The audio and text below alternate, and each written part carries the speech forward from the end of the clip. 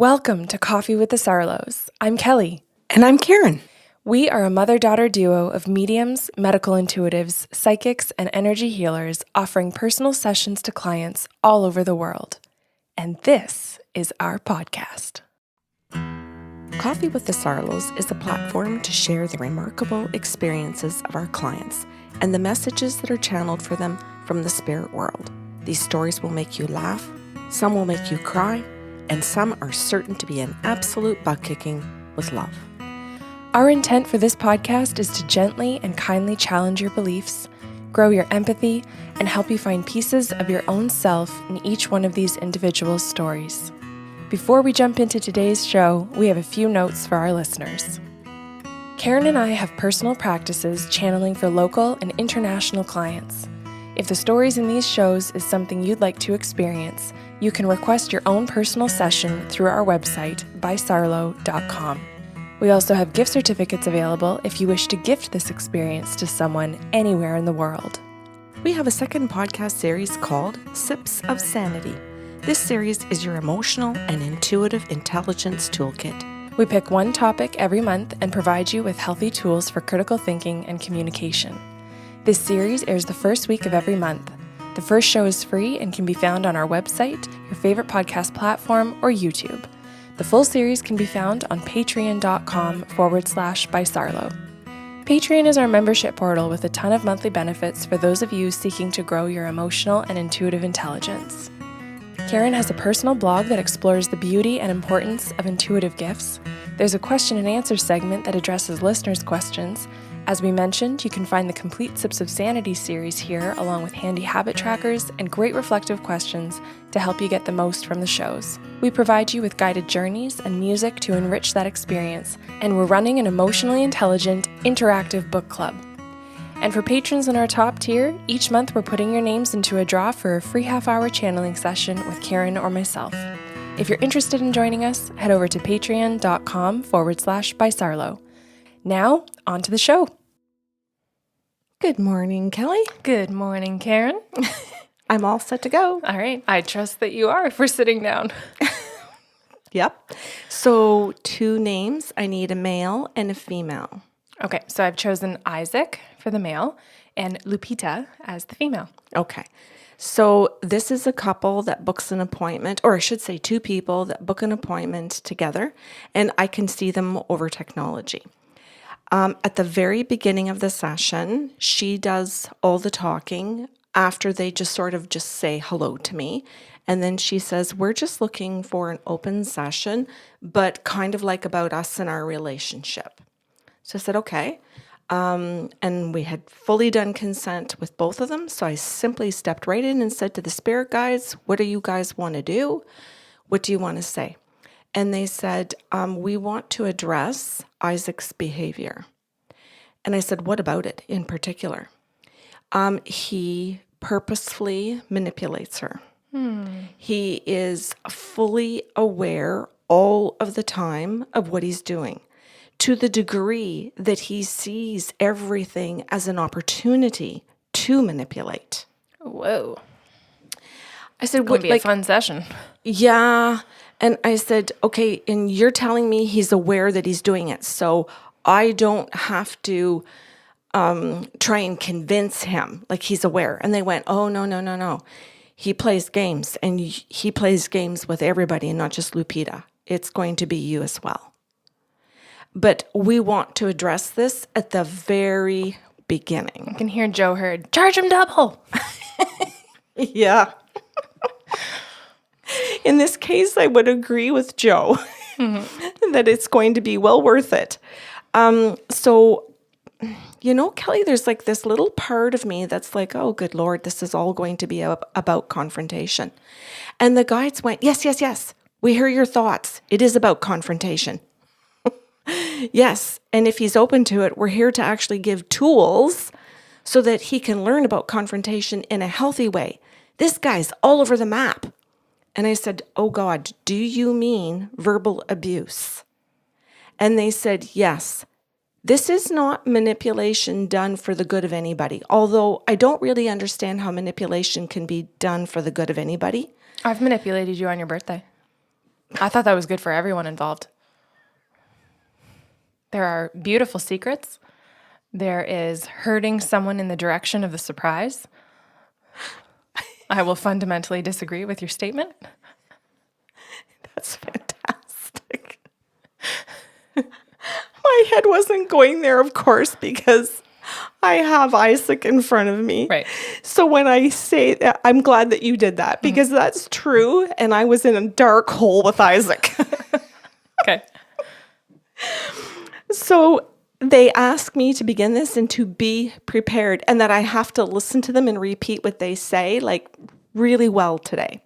So I repeated all of that to Lupita and Isaac. And Isaac's response is, give me an example. Right. And the guides go, we got him. Like this. And I said, what the hell is happening? And they go, he didn't say no. He didn't deny anything. He said, give me an example. Because he wants to be able for you to give the example that he can then attack and shred. And I said, oh, so am I going to give the example and you're going to back it up and everything? No, we're not going to give any examples. And I'm like, okay. Okay, so can we pause for a second here? Absolutely. Because I super value and appreciate what the guides are doing. For the listeners who are like, oh my God, but what if I was in that session and I needed that example? The guides would come forward to be able to say, and here is how you do it, because you actually may not know what you're doing is verbal abuse or manipulation or whatever unhealthy behavior it is they're trying to address. It's when the guides know that the person has an understanding of what they're doing that they're not going to feed into the trap of attack. Perfect. So they said to me, we want you to confront him that he said that he wanted an example and that we noticed, not you, Karen Sarlo, that we noticed that he didn't say not no. We want you to pay attention to that and bring it to his attention. So I said, okay. So I did that. I said, Isaac. Okay, I'm just going to pick on you for a second here. Not no would be saying yes. The guides meant that, or maybe you meant to say that the guide said he didn't say no. Right. Oh, God, yes. Okay, thank you for clarifying. Yeah, like usually when you say not no, it's a funny way of admitting yes.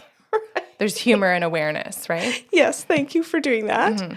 So they're catching him, and I confront Isaac and say, your guides are saying that you're not denying it, that you're simply asking for an example, which means to them, and this is the spirit world where they know the truth, that you're playing a game here and that this is part of the way that you play the game. Which ironically is the example right then and there. Yes. And that Lupita needs to see that it's being done to me and that it's being done to the spirit world and that you have absolutely no respect for me and you have no respect for the entire spirit world. Or her. Oh, perfectly. Nor her. And that this is the fundamental reason why this relationship is not healthy and really doesn't have any reason to continue. And so I say that. In like the first 30 seconds and you're like, fuck. Yes. In the first minute or two. And Lupita sits there and she goes, oh, well, those were my two questions. Great. That's exactly what I said. I said, well, good then. I said, that means that I've done my job. And Isaac goes, well, I don't see that at all. And I said, well, no, you wouldn't see it at all because... Those weren't his questions. Probably wasn't even his intention. Right, but he's just going to find any little spot where he can jump in and try and screw up what I'm doing, what the guides are doing, what Lupita's doing, everything. He wants to create chaos. And so the guides say to me, this is what he does. He jumps in to create confusion for Lupita in conversations to create chaos. He just reminds me, like, he's the walking human version of a penis pump. Sorry? Like, he just pumps himself up to I've make never himself heard of this. look bigger. I just made it up. But, like, you're using all of these tactics and tools to build yourself up, make yourself look like you're in control, make yourself look big, by comparison, where other people feel intimidated. Yeah. And he, according to the guides, he has agreed to the session because I'm female. Oh, totally. Blonde, short, and older. Yeah. So he thinks that he's going to skate around me. I don't know what all the terms are. He just feels. Oh, dude. I almost feel sorry for you. Almost. So he thinks that the spirit world won't know anything. He thinks that he's going to be able to get away with all of this stuff. He thinks it's not a therapist. So like he would go to what he would consider maybe like a social worker, which he, and please, anybody listening to this that's a social worker, this is not my standards, they're Isaac's. He thinks, oh, I'd go to a social worker with her because I could do it around her too. But and if I have a male social worker, well, he'll understand my tactics. He's not going to call me out. We're a team. So the guide said, Karen, we would really like you to point all of that out about the social worker. And I did.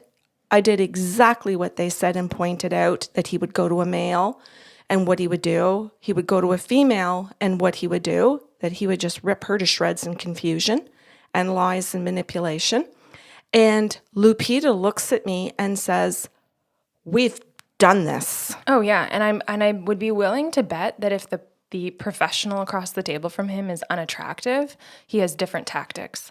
Yes. Versus an attractive professional probably warms up to them, sweet talks them, and gets buddy-buddy. Yes, I would imagine the same thing as you. That part I don't know. I know what he did, female versus male. I know his attitude towards that because of what the spirit guide said. Lupita's reaction was worth every minute of that session. Yeah. Because you could see in that moment her fury that she has been totally played by this person. And she's watching in the session how the spirit guides are manipulating it, just saying certain things to bring out something that's happened in the past. And his entire behavior is to sit back, laid back with his legs out wide and spread, his arms folded across his chest or back behind his head. Like, oh, I'm going to go from, oh, I'm closed and I don't want to discuss this. Puff chest. I'm sticking by my penis pump comment. Yeah. So the guides constantly take the opportunity never to give an example that he's asked for at the beginning. They will not do it. And you can see him through the whole session trying to say, give me an example in different ways. Help me understand that, Karen. No, the guides already said you understand it. We're not going to waste our time catering to you. We're going to help Lupita. That's exactly right. So they looked at it that every time he tried to bring up another way, and this was important because she got to hear the sentences, the questions, and the directions that he's done to her, and that he's done to other people in his life and in her life, her parents, when her parents tried to pull out something and say, that's not very nice, Isaac, and confront him on something, he will bring up these statements that he uses. And so the guides literally, brilliantly bait him so that he moves through the entire session and pulls out probably at least 8 of them. And constantly turn to Lupita to say, and this is the statement, and this is what he does, and this is how he moves his body. This is how he furrows his brow. This is how he purses his lips. This is how he goes like this with his fingers. And they start pointing out all of the things that he does when he's trying to I'll just call it play the game. I like that you're pointing this out for listeners because I know it was done on purpose for the clients themselves. But, November, if people are willing to go back to the Sips of Sanity, it was all about triggers. And whether or not she knows at the time that this is verbal abuse, she's going to have an inner knowing about this not feeling right, not feeling like love, not feeling comfortable or healthy, however you want to insert the unhealthy feeling. And then that inner knowing with the feeling going on gets associated with those little things that you're talking about, the way he moves his hand, the brow, and those become the triggers that create an anxious attachment style, which we did in December for Sips of Sanity. So if people are trying to piece this whole show together, go back and listen to the trigger tools, the attachment style tools. You will so be on Lupita's side and understand what she's processing. In what, a half-hour session? Yeah. So the whole half hour was full of that. And then pardon me, Kelly, probably the first 20, 25 minutes. Then we moved into the guide saying, okay, now we want to address something in particular for Lupita. We want her to know that she has to understand and educate herself around attachment styles. Tell her there are 4 and that there are 3 unhealthy, that there is one healthy attachment style that she wants to move into. She cannot do that with a person that behaves this way and who has no intention of changing or trying to get healthy. And she says to me, "Oh, you answered my last question. Will he Great. change?" And I went, well, there you go. No. So your response then, now for the rest of your life, your next question is going to be, can I have a healthy partner? And the answer will be when you become a healthy individual. And here are the tools. Here are things to do, things to know, education-wise, for you to get there in a process. And then she goes to open her mouth to make her next question, and the guides go, we're not answering the next question. It's about time frame. She wants a boyfriend like immediately. She's asking that in front of the dude? In front of Isaac. Okay. Yeah. Which may be her way of saying, I'm going to get to this place and put this out there so he knows what I now know and what I'm now thinking. And then the guides at the very end, after they gave her those tools, said, Lupita, you've said this in front of Isaac. You've issued a challenge of sorts, and he loves it. I was going to say, like, this was dangerous. For anyone listening to this, the level of narcissistic behavior, because we're not diagnosing, displayed in Isaac, you don't put something that you can weaponize like that in front of them. Like, he could amp right up to different forms of verbal abuse, including physical, if he thinks that she's at that point and he has lost all control over her. Oh, absolutely. And so at the very end, they're both told about abuse. They're both told that this can escalate.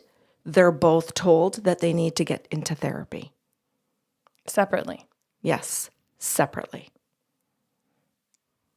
That was a packed half hour where I'm going to say it doesn't sound like he participated much, but he did. Oh, yeah. All of his different little behaviors, whether he spoke or not, helped hugely. Yeah. And I think it was really good that the ending of that was separate.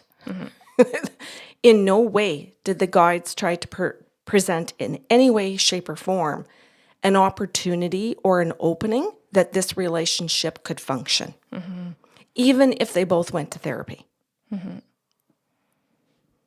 I loved how clear they were. Yeah, it's so neat to me that these types of people, specifically an Isaac type of person, will only sit for half an hour. It's like, I'll give you some time, but not enough time to get into anything too deeply, even though you know the speed at which we work and channel. So a lot gets done in a half hour. But I find it really interesting that they don't give more, right? And it's done on purpose. Absolutely. We'll get into the surface stuff. You won't really be able to get into anything too hardy, so I won't be caught. Nothing will have to change. But I can say I went. And again, same reason, I think you're making this point that it's not just about booking a half hour with us, but why they will go to therapy once or 2 or 3 times, but will never stick with it. Or implement. Yeah. Actually practice any of the tools that require work. They might tell the other person when they're not working and point out their stuff, but they don't do their own. Right. Yeah. Hey, I just wanted to mention too, Kelly, that when they were listing some of the educational stuff for Lupita to go forward, that Dr. Sue Johnson's book, Hold Me Tight, was mentioned to her. And she asked why. She said, what was it about? And the guide said that that book was going to help her understand that what they were creating in all of their conversations were what Dr. Sue Johnson refers to as demon dialogues. And where those conversations go trigger, spinning games, spinning words, but never creating a connection to each other that comes from a place of, I care for you. I am here for you. It's not about being caring or being there for the person. It's about the control and the manipulation, the fighting, all of that other stuff that's chaos. And then the healthy conversations and tools that she could learn to have over time, where she learns them first to be healthy and then finds a partner who has those tools or is willing to learn them, where they can implement them together. Because you can't have a healthy conversation as a couple all by yourself. And there are a lot of people that think you can pull that off. Yep. Tons. That's crazy making to believe that you can do that for the two of you. You're going to be very stuck in that relationship. You'll be sad. You'll feel lonely. You're going to be angry at yourself and at them because ultimately you will fail. So if you're a perfectionist, you might even want to stay there, or even somebody who just won't let go of a bone, so to speak. That could keep you in a relationship like that with an Isaac for decades. And I think on that particular day, her guides decided that she wasn't going to die there with Isaac. I sure hope so. Because there are Lupitas who will ask that question about, well, will I have another partner in front of their Isaac? And just do it for ammo. Right. Just do it to make him understand that the power dynamic has shifted. You now know what I know, and now I have something to hold over your head. And it's never really about, am I looking for another partner? Do I want another partner? It's about making sure I've got the one up. Right. Yeah. Just another level of dysfunction. Absolutely. Regardless, though, I'm really glad that you chose to tell this story, as difficult as it is to hear, on a wishfully happy Saturday morning. I'm glad that you told it, because I hope that people, as we say in the intro, that they can pull pieces of themselves or see pieces of themselves in the story, maybe who they once were, maybe seeing things more clearly, that they are the Lupita or the Isaac, and want to do different. Oh, or good. be different. So then we'll say the name of the book again, Hold Me Tight by Dr. Sue Johnson. If you're where they are at, though, don't just read it on your own. Go to therapy. Tell the therapist that you're working on this book. Ask them to work through it with you, because at that point, with either one of these individuals in the couple, you're buried. Yes. You're going to need someone to pull things out for you and help you reflect, if you can't yet see things for yourself. Excellent advice. And that's not a bad thing, right? We all have to do that when we've been conditioned into something unhealthy. Right. We need a different perspective. And a therapist is going to have that education to understand the attachment styles. The right therapist, not all. Okay. Thank you. And a healthy therapist is also going to have the knowledge of the hold me tight conversations in EFT therapy, right? Emotion focused therapy. So if you're out there and you're listening this morning and you think, yep, sounds like me at work, at home, in friendships, in my mind, in my ruminations, then now you have an idea of where to go, what to look for, and what to do. Cool. Well, congratulations for all the hard work that you did for the two of them. Thank you. Whether they accept it or not, are ready for it or not, it's there and they can't unhear it. It's a very standout session for me, I have to say, because of the incredible dynamics that I got to see between Isaac and his own spirit. And I think that is just so not lost on me, Kelly, how his spirit stood there and did not back down to fight for his healthiness. did not back down to enable him the way that Lupita has. His spirit stood there and said, I'm fighting for that human. I am in love with that Isaac. And just that it didn't allow, his whole spirit team doesn't allow Isaac to get away with anything, which really is love. Right. And I love that you're pointing out that Isaac's spirit does this for himself, that your spirit or your soul can stay in love with your potential. You humans cannot. That's correct. The human can't stay to say, I love your potential. Yeah. And I just said to you recently, a friend of mine, actually Carmen Theobald, she's been on the show a couple times, sent me a little meme that says, we are not accepting verbal apologies this year, only changed behavior. And I just think this excellent. Is the perfect show for it. Yeah. Yeah. Oh, I love that. You know what, Kelly? At the very end of this show, I'm going to ask you to end the show saying that so that people can sit there, go run, get their pen and paper right now. You know there's a pause button. Oh, yeah. Okay. People in the digital age will have just paused me and are laughing at this conversation now because they already wrote it down. Right. Good enough. Please end the show with that beautiful quote. I will. I would like to say thank you first. So thank you for what you did for the two of them, and thank you for preparing the show for me and our listeners. You're welcome. Okay, so for everyone wanting to write it down, we are not accepting verbal apologies this year, only changed behavior. Thanks for listening to Coffee with the Sarlos. If you enjoyed the show today, help spread the love with a like, share, or review of the podcast. See you next Saturday with a brand new episode.